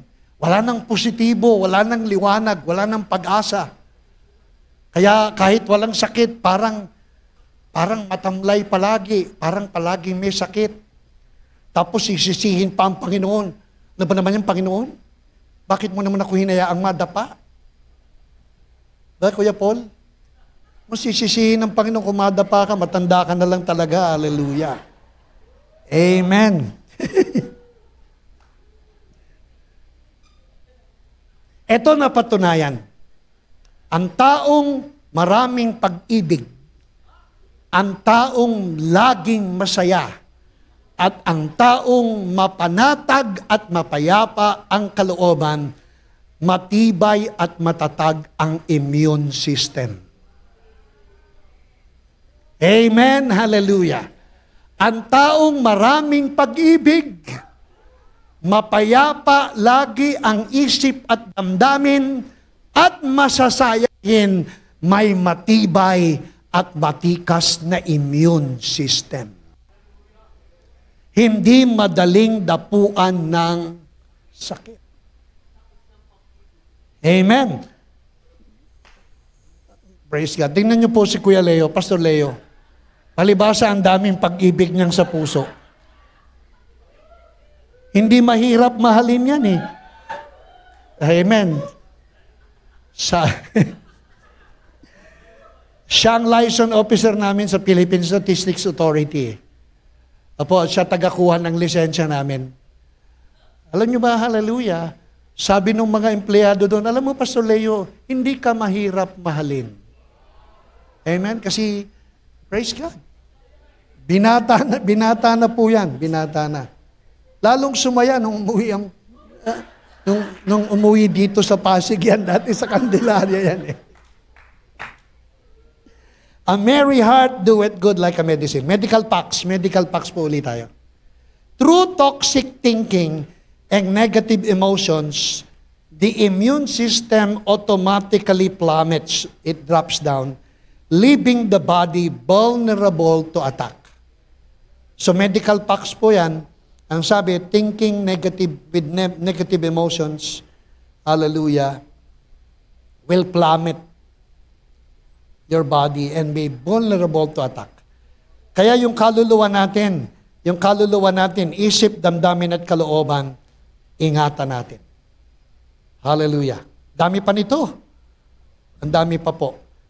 Every day our hearts is being programmed by what is happening in our lives, and this often takes place in these two areas. Meron pong dalawang pangunahing area na naapektado ang ating isip, damdamin at kalooban. At yung po ay negative thoughts and emotions at saka po relational conflict. Ang malimit na nagpapabigat ng buhay natin ay yung tayo po ay masyadong mapaisip, mapag-alala na pinaghaharian ng takot at pangamba. Ang taong mapag-alala, ang taong matatakutin, ang taong laging nag-iisip ng mga alalahanin ng buhay ay malimit, malapit sa siya ay magkaroon ng karamdaman. Napag-aralan po na negative thoughts and emotions affects our physical body. Apo, anxiety of the heart causes man to be depressed. Kapag lagi kang nag-iisip, lagi kang nag-aalala, anxiety is being torn constantly between trusting God and placing confidence in the flesh. So ang anxiety ay parang ikaw ay hinihila na magtiwala sa Diyos at magtiwala sa iyong sariling kakayahan. Kapag naghahari ang pagtitiwala mo ng sobra sa iyong pag-iisip, hallelujah, ikaw ay punong-puno ng anxiety. Pero kapag ikaw ay nagtitiwala sa Panginoon, hallelujah, ikaw ay magagabayan para hindi magkasakit. Amen. So, pangalawa po ay relational conflict. A sound heart is life to the body, but envy is rottenness to the bone. So, I am landing. I am about to land. So, magla-landing na po ako, tapos magko-communion na po tayo. Hindi ko na po babanggitin yung marami ko pang outline. Dalawa ang pangunahing ayon sa medical facts. Kapag ang kaluluwa mo, isip, damdamin at kalooban, ay ang nagpiprevail ay yung mga alalahanin sa buhay. Sabi sa Mark chapter 4, ang mga pag-iisip ng sobra sa mga alalahanin ng buhay ay ang sumasakal sa pagpapala ng kanyang mga pangakot salita. So kapag lagi kang mapag-isip sa mga alalahanin ng buhay ng sanlibutan, nasasakal yung mga pangako ng Panginoon. Nasasakal ang mga salita ng Panginoon. It chokes the Word of God. Kaya po ang tagubilin, hallelujah, huwag tayong masyadong mag-isip. Be careful for nothing. But in everything, by prayer and supplications, let your request be made known unto Him. And the peace of God that passeth all understanding will guard and will keep your heart through our Lord Jesus Christ. Amen. Natural reaction mag-alala sa mga alalahanin ng buhay. Anybody among us, aminado na marami tayong inaalaala sa buhay? Hallelujah. Pero ang tagubilin sa atin ng Panginoon, magtiwala tayo sa kayang gawin ng Panginoon para sa atin. Hindi masamang mag-isip sa mga problema, pero magtiwala tayo na may magagawa ang Diyos para sa atin. Sabihin mo nga sa iyong katabi, huwag ka masyadong mag-alala. Magtiwala ka, may gagawin ng Panginoon para sa ating lahat. At the end of the day, magugulat ka na ikaw ay pinagpala ng ating Panginoon. Ang susunod na problema po yung relational conflict.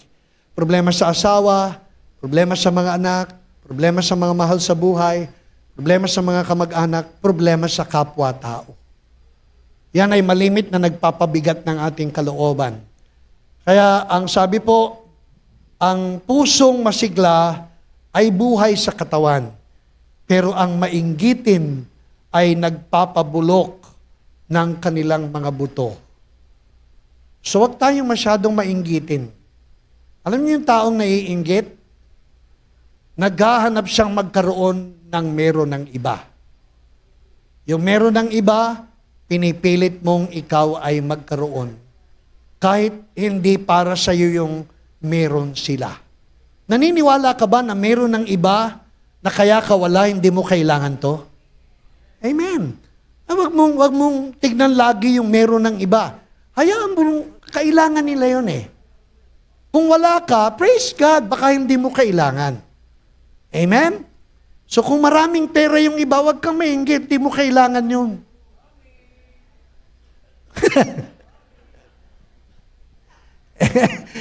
Amen? Kang mainggit, hindi mo kailangan yun. Kasi mas malaki pa nga kailangan mo eh. Amen. So, relational. At ang mabigat na problema natin kadalasan, yung meron tayong kasama ang loob.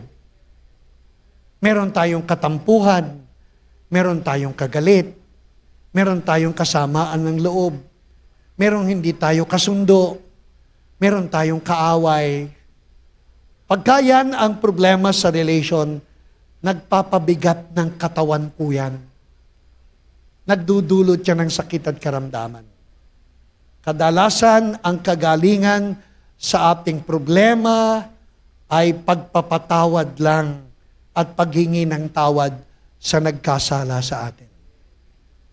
Forgiveness is the antidote to bitterness. Forgiveness is the antidote to bitterness. Kaya marami kang problema minsan sa iyong katawang pisikal, ang problema po ay relational. Lagi kong kinukwento sa inyo yung babaeng napakaganda dati, na-deform ang muka, yung mula ilong pataas pumunta sa kaliwa, mula ilong pababa pumunta sa kanan yung kanyang muka. Nagkahiwalay. Kaya yung muka niya, sa itaas pa kaliwa, sa baba pa kanan. Tapos tignan mo yung litrato niya dati, napakaganda niya. Tinanong ng doktor kung kailan nagsimula. Di niya malaman, hindi niya masagot. Nagpunta siya sa mga pastor, pinag-pray, pinag-ayuno ng mga pastor. Hindi gumaling. Sang araw, kinausap ng Panginoon yung pastor, pag bumalik sa iyo yung babae, kausapin mo siya. At ito ang dahilan ng problema niya. So sabi ng pastor, alam mo ba na kaya ka nagkaganyan yung mukha mo na disforma kasi ikaw ay galit sa iyong biyanan. Kaaway mo ang iyong biyanan. Umiyak na yung babae at kinwento yung kasaysayan ng kanyang problema at napatunayan napakalalim ng kanyang kapaitan, sama ng loob at galit sa kanyang biyanan.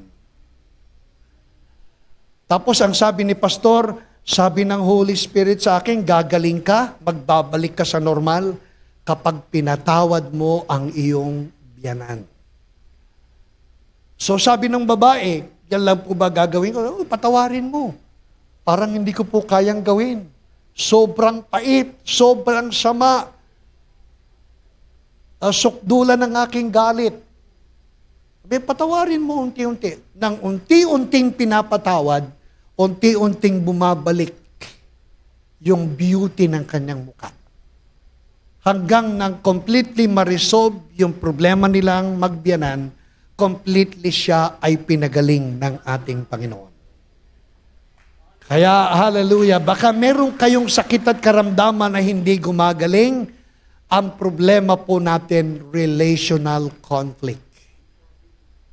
Kung kailangang magpatawad, humingi tayo ng tawad. Kung kailangang humingi o magbigay ng patawad, kung kailangang humingi ng tawad, tayo po'y magpatawad. At tayo'y gagaling. And this is our communion. Alam niyo ba sa communion, punta na tayo sa communion. Naku, hallelujah. Alas 10:18 na pala.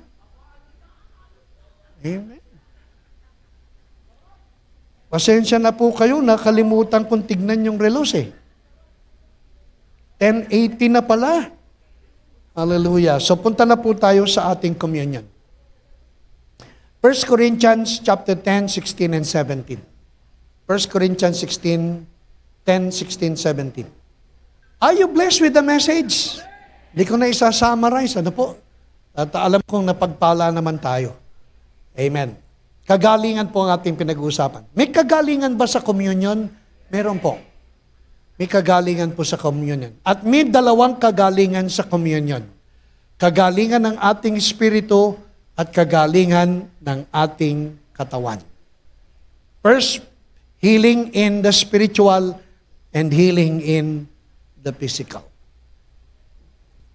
Hallelujah. 1 Corinthians 10, 16, 17.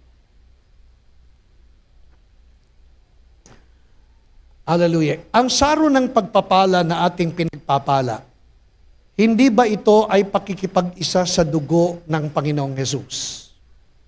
Ang tinapay na ating pinagpipira-piraso, hindi ba't ito'y pakikiisa sa katawan ng ating Panginoong Hesus? So may dalawang sangkap sa banal na komunyon, ang saro ng pagpapala, hallelujah, na nagre-represent ng dugo ni Kristo at ang tinapay na ating pinagsasaluhan na kumakatawan sa katawan ni Kristo. So ang dalawang sangkap ay dugo ni Kristo at katawan ni Kristo. Dugo na nire-represent ng saro ng pagpapala at katawan na nire-represent ng tinapay na ating pinagpipira-piraso. Amen. Ang unang kagalingan ay kagalingang espiritual. At ang kagalingang espiritual ay nagaganap sa pamamagitan ng dugo ng ating Panginoong Hesus.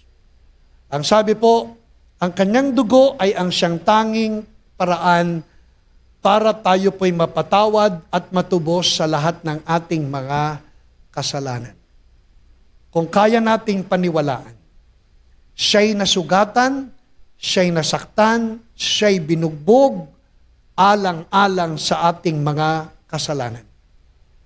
He was wounded for our transgressions. He was bruised for our iniquities. The chastisement for our peace was upon Him. By His stripes we are healed. Sa mga latay at mga sugat ni Jesus, tayo'y kanyang pinagaling. Ano po ang unang pinagaling? Yung ating espiritu. At ang nagpagaling ng ating espiritong dating patay dahil sa kasalanan ay ang kamatayan, ang sugat, ang ang pagpapahirap, ang sakripisyo na tinanggap ng Panginoon sa krus ng Kalbaryo. He was wounded not just for our sickness, He was wounded for our transgressions. He was bruised not just for our sickness, He was bruised for our iniquities. So ang kanyang dugo, ang kanyang kamatayan sa krus ng Kalbaryo ay nagbigay ng kagalingang espiritual. Ito mahirap paniwalaan, pero paniwalaan nyo. Si Jesus ay namatay sa krus ng Kalbaryo hindi para pagalingin ka lamang. Kasi kahit hindi pa siya namamatay sa krus ng Kalbaryo, nagpapagaling na siya. Amen? Hindi naman kailangan niyang mamatay sa krus ng Kalbaryo para magpagaling siya. Ang kagalingan ay bahagi ng kanyang kalikasan. Siya ay Jehovah Rapha. He doesn't have to die to heal you. Because even before His death, He is healing people. So hindi naging dahilan ng kamatayan niya kaya tayo gumaling. Ang kagalingan natin ay nasusumpungan kung mananampalataya ka, siya ay ang dakilang manggagamot na hindi nagbabago kahapon, ngayon at pagpakailanman. So it's not for our healing, first and foremost. His death on the cross, being wounded and being bruised, is so we can be healed spiritually. Amen. Healing physically is natural. Supernaturally natural and naturally supernatural ang pagpapagaling ng Panginoon sa atin. Kaya parang radical ito, no? Parang panibagong revelation. Sabi kasi maraming beses na tinuturo natin, kaya siya namatay sa krus ng Kalbaryo para pagalingin tayo sa sakit at karamdaman natin. Hindi po. Kahit hindi pa siya namamatay sa krus ng Kalbaryo, marami na siyang pinagaling. Sapagkat sa lumang tipan, bagong tipan, hanggang ngayon, hindi nagbabago ang kalikasan ng Diyos. Siya ang dakilang manggagamot. Pero bakit siya namatay sa krus ng Kalbaryo, nasugatan, nasaktan, binugbog, hallelujah, hinampas ng 39 na beses, nagkaroon ng latay sa kanyang katawan upang tayo'y gumaling sa ating espiritual na karamdaman. At kapag tayo'y magaling na spiritually, kasunod na dyan ang kagalingang physical. Amen po, it will come naturally. Na ano yung tinapay? Ano yung sinasabing tinapay? Kung ang dugo ay para sa ating kasalanan, para saan naman yung tinapay? Yung tinapay ay nagpapaalala sa katawan ni Kristo. Amen? Sino po ang katawan ni Kristo? Yung katabi mo. Sabi mo nga sa iyong katabi, ikaw ay bahagi ng isang tinapay. Ang tinapay ay si Kristo. Pinagpira-piraso. Ang ipinanganak na tinapay na pinagpira-piraso ay ang katabi mo. Sapagkat yung katabi mo ay bahagi ng katawan ni Kristo. Amen.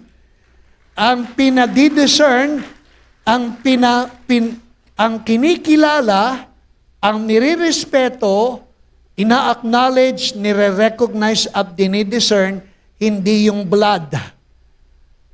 Ang dinidiscern, nire-recognize, ina-acknowledge ay iyong body. Pag binasa mo sa unang Korinto 11, ang sino mang hindi kilalanin ang kanyang katawan ay tumatanggap ng hatol at parusa sa kanyang sarili. Subalit ang kumikilala sa kanyang katawan ay hallelujah. Amen. So ang kinikilala hindi yung dugo. Ang kinikilala yung bahagi ng kanyang katawan. Kaya pwede pong tapikin mo yung katabi mo, sabi, nais kitang kilalanin, pahalagahan, at pasalamatan bilang bahagi ng katawan ni Kristo. Amen? At kapag katawan ni Kristo, praise God, kinilalang isa't isa, malimit, pati yung ating karamdaman ay gagaling din.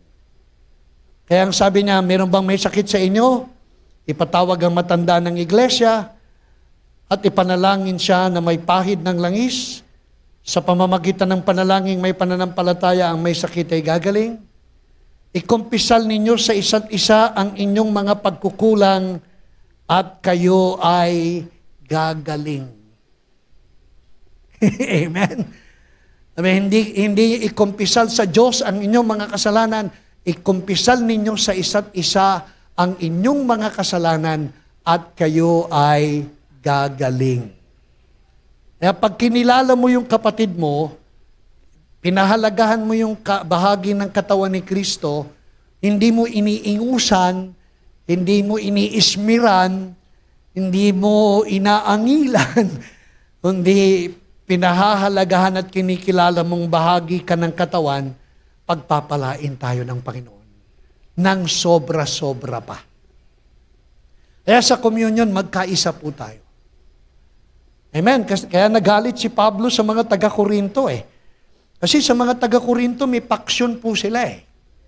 Yung katawan ni Kristo, imbis na magkaisa, hati-hati. Bakit hati-hati? Kasi merong yung mga leader, sabi ng mga leader, ako kay Apollo, ako kay Pablo, ako kay Pedro, ako kay Kristo. Iisang life giver, meron kay Pablo, may kay Apollo, may... So hati-hati. Hati-hati. Samantalang sabi ni Pablo, iisa lang tayo na katawan ni Kristo. So ang unang dahilan kaya nagkahati-hati yung katawan ni Kristo, may taga rito, may taga roon, may kampi-kampi. Pangalawang dahilan, may klase. Ibig sabihin ng classes of society. Sa church may mayaman, sa church may mahirap. Alam niyo, ugali ng mga taga-Korinto, yung mayayaman nagdadala ng sarili nilang pagkain. Magko-communion sila, yung mayayaman may sariling dalang pagkain. Tapos may dalang sariling alak. Tapos, bago magsimula, nagkakainan na yung mayayaman. Nagiinuman na yung mayayaman. Hinihintay pa yung mga alila nila, yung mga kasambahay, kasi hindi pa tapos maghugas ng pinggan. Pagdating ng mga kasambahay nila na mga alipin, mga yaya, halos wala nang makain. Naubos na nung mga middle class at nung mayayaman. Kaya sabi ni Pablo dun sa mga tao, wala ba kayong sariling bahay na pwede naman kayong kumain at mag-inuman? Bakit dadalhin pa ninyo dito para inggitin yung mga mahihirap? Kaya yung mga mahihirap naglalaway pa, kayong mayayaman naglulungad na. Sinabi po ni Apostol Pablo yan, maniwanag po sa unang Korinto 11. Yung mahihirap naglalaway pa, samantalang kayong mayayaman ay naglulungad na. Sabi niya, pupurihin ko ba kayo sa inyong pinaggagawa? Sabi ni Pablo, hindi ko kayo pupurihin. Kaya nagsalita siya mula 23 hanggang 31. Sabi niya, hallelujah, ang sarong ito ay ang bagong kasunduan na pinagtitibay ng aking dugo. Sa tuwinang inyong iinumin, gawin ninyo bilang pag-aalaala sa akin. Tapos sabi niya, ang tinapay na ito ay ang pinagpira-pirasong bahagi ng aking katawan. Ang sino mang hindi kumilala ay, hallelujah, tumatanggap ng hatol at parusa sa kanyang sarili. Kaya kilalanin niyo ang bawat isang katawan, bahagi ng katawan ni Kristo. At kayo'y pagpapalain.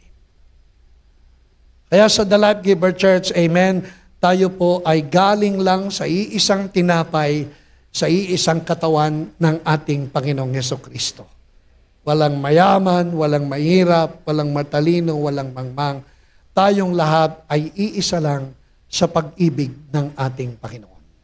At pag magko-communion po tayo, makiisa tayo sa katawan ni Kristo. Ibig sabihin, makiisa tayo sa isa't isa. Panalangin.